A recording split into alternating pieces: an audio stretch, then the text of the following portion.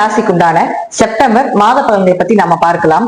கன்னி ராசியை பொறுத்த வரைக்கும் பாத்துட்டீங்கன்னா உங்களுடைய ராசி அதிபதி புதன். இந்த புதன் பாத்துட்டீங்கன்னா கடந்த மாதம், அதாவது இந்த மாதமும் 15ஆம் தேதி வரைக்கும் பாத்தீங்கன்னா 30 நாட்கள் கேதுவோட பயணம் பண்ணிட்டு இருக்கிறார். எப்பவுமே ராசி அதிபதி லக்னாதிபதி நல்லா இருக்கணும். அவங்க எந்த கிரகத்தோட சேர்றாங்களோ அது ரொம்ப முக்கியம். அப்ப கேதுன்னு சொல்லக்கூடிய ஒரு கிரகத்தோட சேரும் பொழுது, கேதுதான் இருக்கிறதே பெரிய கிரகம், வாயின்னு சொல்லுவோம். அப்போ இதுக்குள்ள எது போட்டாலும் அது வந்து சர்ப்பம், பாம்புக்குள்ள பாம்போட வாய்க்குள்ள எது போட்டாலும் அது வெளியே வர முடியாது இல்லையா? அது போலதான். அப்போ அந்த புதன் கேதுவோட சேர்ந்து இருக்கும் பொழுது மனக்குழப்பங்கள், பிரச்சனைகள், அந்த பிரச்சனை எப்படி வெளியே வர்றதுன்னு தெரியாம இருக்கிறது, பயம், தைரியம் கொஞ்சம் குறையிறது, நம்ம ஜெயிச்சிருவோமா, அப்படியே ஆயுமா நம்ம லைஃப் அப்படிங்கிற எண்ணத்தை எல்லாம் கொடுத்துரு. ஏன்னா கட்டசனி வேற நடக்குது இல்லையா உங்களுக்கு? அப்ப இதெல்லாமே ஏற்படுத்தி கொடுப்பார். இது 15ஆம் தேதி வரைக்கும் தான். 15ஆம் தேதிக்கு மேல பாத்துட்டீங்கன்னா ஒரு ராசிக்குள்ளே என்ட்ரி ஆயிராரு. உங்க ஜாதத்துல புதனும் கேதும் சேர்க்கீங்கன்னா கண்டிப்பா ரொம்ப கவனமா இருந்துக்கோங்க. பெருமாள் வழிபாடு, ஆஞ்சநேயர் வழிபாடு, விநாயகர் வழிபாடெல்லாம் கண்டிப்பா 15ஆம் தேதி வரைக்கும் நீங்க வைத்துக் கொள்ள வேண்டும். 15ஆம் தேதிக்கு மேல உங்க ராசிக்குள்ளே என்ட்ரி ஆகிறார். அவ பட்ட அவமானங்கள், இழந்த சொத்துக்கள், இதெல்லாம் மீண்டும் எடுத்துக் கொடுக்கக்கூடிய ஒரு காலகட்டங்கள் அப்படிங்கிறது 15ஆம் தேதிக்கு மேல நிச்சயமாக நடக்கும். ஏன்னா அதே இடத்துலதான் புதன் ஆட்சி உச்சம் பெறுகிறார். எந்த கிரகத்துக்குமே பாத்துட்டீங்கன்னா ஒரு வீடு ஆட்சி ஒரு வீடு உச்சம் அப்படித்தான் இருக்கும்.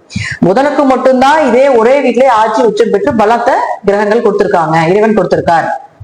அப்போ லக்னாதிபதி லக்னத்தில் இருந்தால், ராசி அதிபதி ராசியில் இருந்தால் பெயர், புகழ், மதிப்பு, மரியாதை, பொருளாதார வளர்ச்சி, பண வரவு, கண்டங்கள் விலகுவது, நீங்க செய்யறது எல்லாமே சக்சஸ் ஆகிறது, இது எல்லாத்தையும் ஏற்படுத்தி கொடுத்து விடுவார்.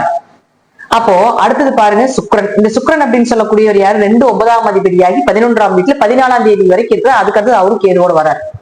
அப்போ பணம் சார்ந்தது, பொருளாதாரம் சார்ந்தது, குடும்பம் சார்ந்த விஷயங்கள், அப்பா முறையில வரக்கூடிய ஏதாவது ஒரு பண வரவுகள், பூர்வீக சொத்துக்கள், இது எல்லாமே பேச்சுவார்த்தை நடத்தணும். உயர்கல்வி சார்ந்த விஷயங்கள் பேச்சுவார்த்தை நடத்தணும். அதுக்கான ப்ராசஸ் பண்றீங்க அப்படின்னா 14ஆம் தேதிக்கு முன்னாடியே வைத்துக் கொள்வது என்பது ஒரு சிறப்பான விஷயமாக இருக்கும். 14ஆம் தேதிக்கு மேல பாத்துட்டீங்கன்னா கேதுவோட சேரும்போது கொஞ்சம் கவனமா இருக்கணும். சுக்கிரன் கேது சேர்த்து பெண் சாப அமைப்பை கொடுக்கக்கூடிய ஒரு அமைப்பு. உங்க ஜாதகத்துல சுக்கிரன் கேதுன்னா கண்டிப்பா உங்க குடும்பத்தில் பெண் சாபம் இருக்குன்னு அர்த்தம், பரம்பரை சாபம் இருக்குன்னு அர்த்தம், குலதெய்வ அனுகிரகம் இல்லை அப்படிங்கிறது அர்த்தம். அப்ப உங்க ஜாதகத்துல இருந்தா இன்னும் கொஞ்சம் கவனமாக கையாள வேண்டும். சுக்கிரன் கேது சேர்க்கை அப்படிங்கிறது பாத்துட்டீங்கன்னா பெண்களால பிரச்சனைகள் ஏற்படுறது ஆண்களுக்கு. அதே போல பாத்துட்டீங்கன்னா உங்களுக்கு ஆண்களாக இருந்தால் பெண்களுக்கும், பெண்களாக இருந்தால் ஆண்களுக்கும் அப்படிங்கிற ஒரு தப்பே பண்ணலைனாலும் தப்பாக ஒரு பிம்பத்தை கிரியேட் பண்ணிடும். அப்ப அதுலயும் கொஞ்சம் பேச்சுவார்த்தை எல்லாமே கொஞ்சம் கவனமா இருந்துக்கணும் 14ஆம் தேதிக்கு மேல. அடுத்தது செவ்வாய். செவ்வாயை பொறுத்த வரைக்கும் பாத்தீங்கன்னா 3 8 கூடையவராகி செவ்வாய் போய் உங்களுக்கு ராசிக்குள்ளே நிற்கிறார். அப்போ 3 கூடைய ராசியில இருந்தா கண்டிப்பா உங்களுக்கு 13ஆம் தேதி வரைக்கும் உங்க முயற்சிகள் கைகூடி வர்றது, எது செஞ்சாலும் ஓரளவுக்கு சக்சஸ். என்னதான் புதன் உங்களுக்கு இங்க இருந்தாலும் ஓரளவுக்கு இந்த செவ்வாய் மூலமாக ஓரளவுக்கு பணம் வரவோ கொஞ்சம் தைரியத்தையோ ஏதோ ஒண்ணு கொடுத்துருவார். ஆனா 8 கூடையவர் லக்னத்துக்கு வரும் பொழுது கொஞ்சம் ஆயுள் பலம் கவனமா பாத்துக்கணும். ஆயுள்னா நம்ம ஆயுள் போயிருவோம் அப்படின்னு நினைச்சுக்க கூடாது. கொஞ்சம் யாராவது ஒருத்தருக்கு கண்டங்கள் ஏற்படுறது, சின்ன சின்ன மருத்துவ செலவுகள் ஏற்படுறது, இதெல்லாம் கொடுத்துரும். அதுல கொஞ்சம் கவனமாக இருந்து செயல்படுத்திக் கொள்ள வேண்டும். அது போல சனி. சனியை பொறுத்த வரைக்கும் உங்களுக்கு இந்த செவ்வாயே 13ஆம் தேதிக்கு மேல 2ஆம் வீட்டுக்கு வந்துடுவார். அப்ப 8-2 தொடர்பு தான் பாத்துட்டீங்கன்னா திடீர் வருமானம், ஷேர் மார்க்கெட் யோகம், அதே போல MLM சம்பந்தப்பட்ட பண வரவுகள், சிறு வருமானம் மூலமாக பெரு வருமானம் சேர்ப்பது, ஆன்லைன் ட்ரேடிங் எல்லாமே பாத்துட்டீங்கன்னா உங்களுக்கு இந்த 8 2 10 11 5 ஒரு குறிப்பிட்ட கிரகச்சேர்க்கைகள் உண்டு. அப்படி ஒரு கிரகச்சேர்க்கையில 8-2 தொடர்பு. அப்ப இந்த 8-2 தொடர்பு இப்ப கன்னியா ராசிக்கு ஏற்படும் பொழுது டேலண்ட் இருக்கும். டேலண்ட் எல்லாம் இப்ப பயன்படுத்தி பெருசா ஒன்னும் இந்த லக்னாதிபதி மறைஞ்சு இருக்கிறதுனால டேலண்ட் எல்லாம் இருந்தும் கூட பிரயோஜனப்படுத்த முடியாம இருந்திருப்பீங்க. இப்ப லக்னாதிபதியும் 15ஆம் தேதிக்கு மேல ராசிக்குள்ள வர்றார். அதே போல 2ஆம் அதிபதினு சொல்லக்கூடியவரும் உங்களுக்கு 14ஆம் வீட்டுல லாபஸ்தானத்தில் இருக்கக்கூடிய காலகட்டங்களையும் இந்த செவ்வாய் 13ஆம் தேதிக்கு மேல 2க்கு வரும்பொழுது திடீர் வருமானம், திடீர் அதிர்ஷ்டத்தை ஏற்படுத்தி கொடுத்துரும். அதுல அடுத்த ஸ்டேஜ் கொண்டு போற அமைப்பை ஏற்படுத்தி கொடுத்துருவார். அடுத்தது சனி. சனியை பொறுத்த வரைக்கும் பாத்தீங்கன்னா சனி இந்த லக்னத்துக்கு 5 மற்றும் 6 கூடையவர்.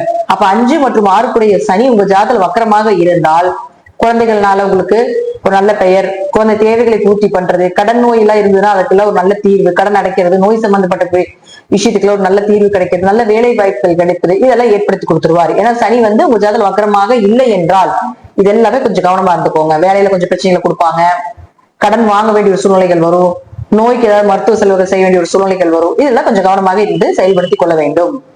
குருவை பொறுத்த வரைக்கும் ராசிக்கு 10ல குரு இருக்கார். 10ல் குரு இருந்தால் பதவி பறி போகும் அப்படிங்கிற அமைப்பு உண்டு. ஆனா இன்னொரு வேலை வாய்ப்புகள் தசாபுத்தி நல்லா இருந்தா கண்டிப்பா நிச்சயமா கிடைக்கும். அல்லது கொஞ்சம் லேட்டா கிடைக்கும். அவ்வளவுதான். ஒரு வேலைக்கு இன்னொரு வேலை அப்படிங்கறது அமைப்பு. ராகுகேது பொறுத்த வரைக்கும் எதிரிகளை ஜெயிக்கக்கூடிய ஒரு அமைப்பு நிச்சயமாக உண்டு. தீர்த்த யாத்திரைகள் எல்லாமே சென்று வரக்கூடிய ஒரு அமைப்பும் இந்த 1.5 வருட காலத்துல நிச்சயமாக ராகுகேதுகள் கொடுக்கும். இருப்பினும் நான் 2 விஷயத்தை கொடுத்துருக்கு. 14ஆம் தேதிக்கு மேல என்ன பண்ணணும், 15ஆம் தேதிக்கு மேல என்ன பண்ணணும், 14ஆம் தேதிக்கு முன்னாடி என்னென்ன விஷயங்கள் செய்யணும் அப்படிங்கிறதையும் தெளிவா கொடுத்திருக்கிறேன்.